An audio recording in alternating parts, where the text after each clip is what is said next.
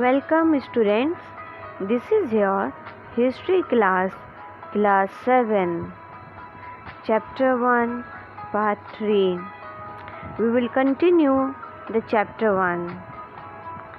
New social and political groups. The study of 1000 years between 700 and 1750 is a huge challenge to historians, largely because of the scale and variety of development that occurred during the period. At different moments in this period, new technology made their appearance, like the Persian wheel in the irrigation, the spinning wheel in weaving, and firearms in combat. New foods and beverages arrived in the subcontinent: potatoes, corn, chilies, tea, coffee.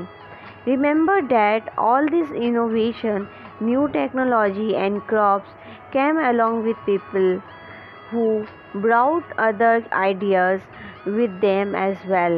As a result, this was a period of economic, political, and social and cultural changes. You will learn about some of these changes in chapter 5, 6, and 7.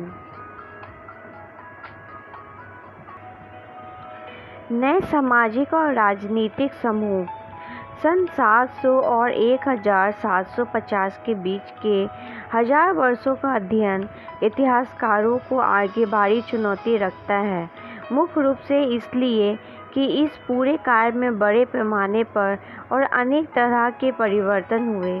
इस काल में अलग अलग समय पर नई प्रौद्योगिकी के दर्शन होते हैं, जैसे सिंचाई में रहट, कताई में चरखे और युद्ध में अग्निशास्त्रों, बारूद वाले हथियार का इस्तेमाल। इस उपमहाद्वीप में नई तरह का खान पान भी आया: आलू, मक्का, मिर्च, चाय और कॉफ़ी।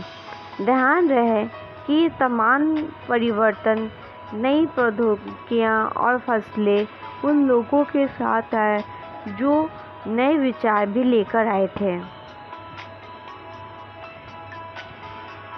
परिणाम स्वरूप यह काल आर्थिक, राजनीतिक, सामाजिक और सांस्कृतिक परिवर्तन का भी काल रहा।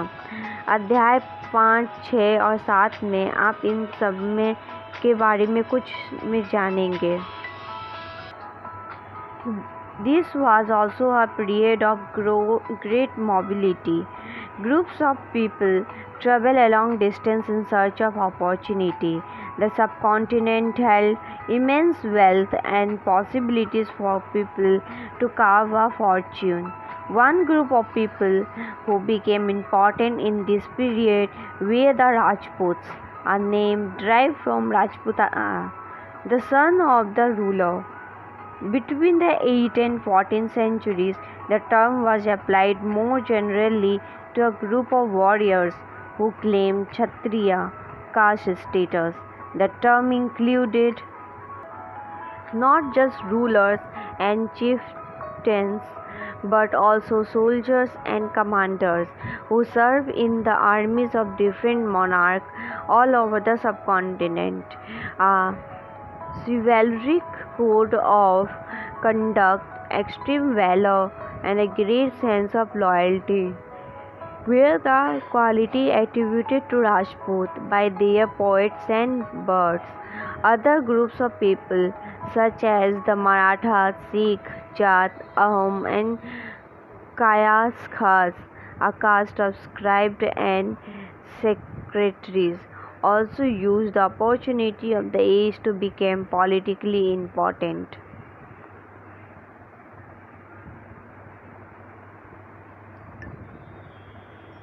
इस युग में लोगों की गतिशीलता, एक स्थान से दूसरे स्थान पर आना जाना भी बहुत बढ़ गया था। अजगर की तलाश में लोगों के झुंड दूर दूर की यात्राएं करने लगे थे। इस महाद्वीप में अपार संपदा और अपना भाग्य गढ़ने के लिए अपार संभावनाएं मौजूद थी। इस काल में जिन समुदायों को महत्व बढ़ा, उनमें से एक समुदाय था राजपूत, जिसका नाम राजपुत्र अर्थात राजा का पुत्र से निकला है। 8वीं से 14वीं सदी के बीच यह नाम आमतौर पर योद्धाओं के उस समूह के लिए प्रयुक्त होता था जो क्षत्रिय वर्ण के होने का दावा करते थे। राजपूत शब्द के अंतर्गत केवल राजा और सामंत वर्ग ही नहीं बल्कि वे सेनापति और सैनिक भी आते थे जो पूरे उपमहाद्वीप में अलग अलग शासकों की सेनाओं में सेवारत थे। कवि और चारण राजपूतों की आचार संहिता प्रबल पराक्रम और स्वामी भक्ति का गुणगान करते थे। इस युग में राजनीतिक दृष्टि से महत्व हासिल करने के अवसर का लाभ मराठा, सिख, जाट, अहोम और मुख्यतः लिपिकों और मुंशियों का कार्य करने वाली जाति आदि समूह ने भी उठाया। Throughout this period, there was a gradual clearing of forest and the extension of agriculture, a change faster and more complete in some areas than in others. Changes in their habitat forced many forest dwellers to migrate. Others started tilling the land and became peasant. This new peasant group gradually became to be influenced by regional market, chieftains, priests, monasteries and temples. They became part of large complex society and were required to pay tax and offer goods and service to local lords. पूरे काल में के दौरान क्रमशः जंगलों की कटाई हो रही थी और खेती का इलाका बढ़ता जा रहा था। कुछ क्षेत्रों में यह परिवर्तन अन्य क्षेत्रों की अपेक्षा अधिक तेजी से और पूरे तौर पर हुआ। पर्यावरण में परिवर्तन के कारण कई वनवासियों को मजबूर होकर अपना स्थान छोड़ना पड़ा। कुछ और वनवासी जमीन की जुताई करने लगे और कृषक बन गए। कृषक के ये नए समूह क्षेत्र बाजार, मुखिया, पुजारियों, मठों और मंदिरों से प्रभावित होने लगे। वे बड़े और जटिल समाज के अंग बन गए। उन्हें कर चुकाने पड़ते थे और स्थानीय मालिक वर्ग की बेगार करनी पड़ती थी। परिणाम स्वरूप किसान के बीच आर्थिक और सामाजिक अंतर उभरने लगे।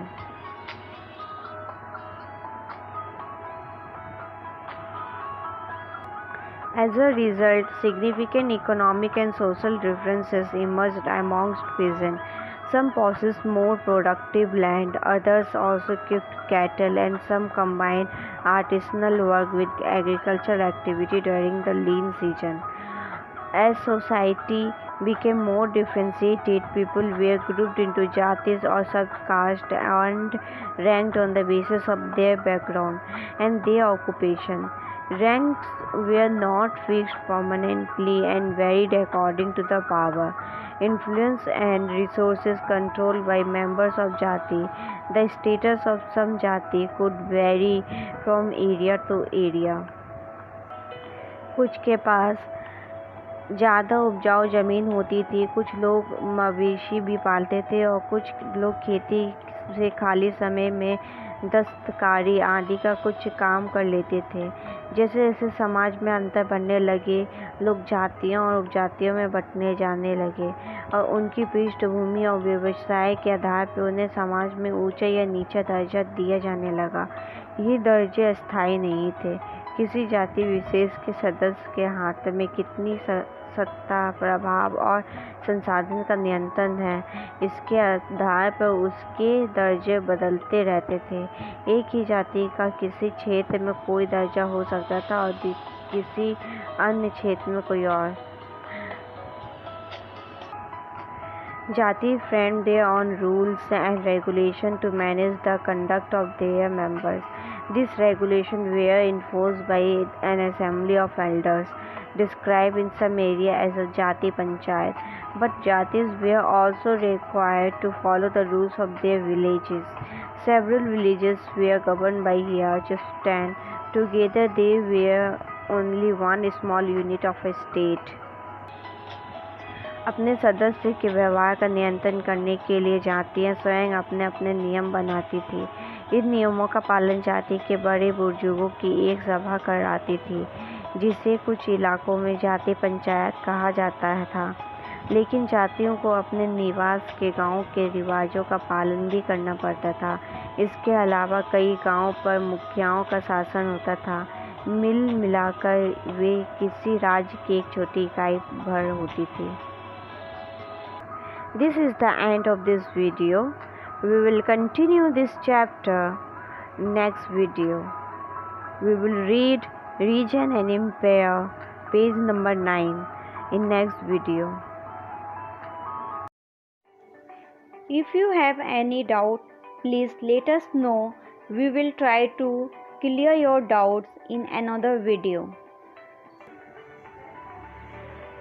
अगर आपको कोई संदेह है तो कृपया करके हमें बताइए। हम अगले वीडियो में आपके संदेह को दूर करने का प्रयास करेंगे।